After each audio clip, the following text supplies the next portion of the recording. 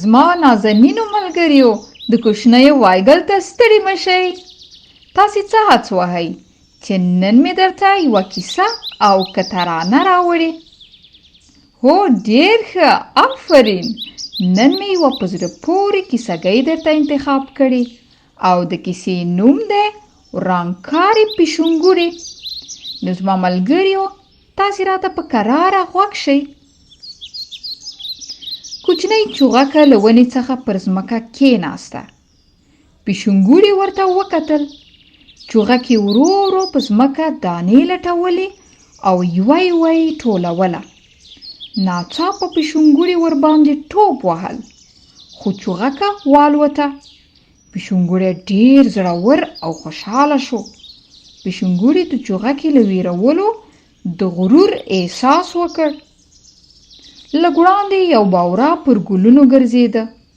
پیشونګورې ټوپ کړ او باوره د ګل له پاڼو والوته. پیشونګورې بیا خوښ شو او ځان ورته زړور ښکاره شو.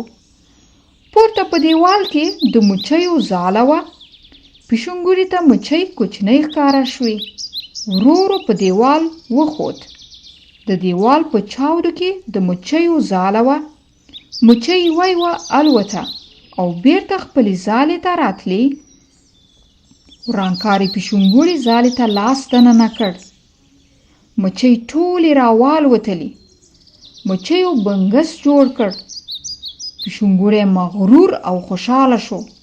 بیا یې ځالې ته لاس دننه کړ. دا وخت 20 مچیو د ده پر مخ او پوزې نیخونه ښخ کړل.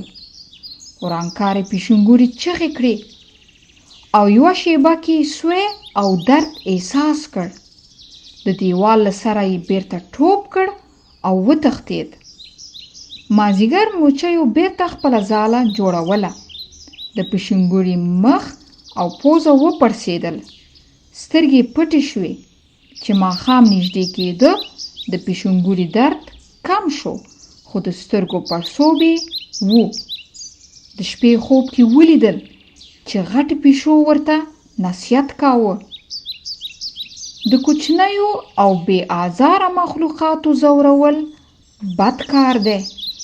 څوک چې نور ځوروي خپله په عذاب اخته کیږي.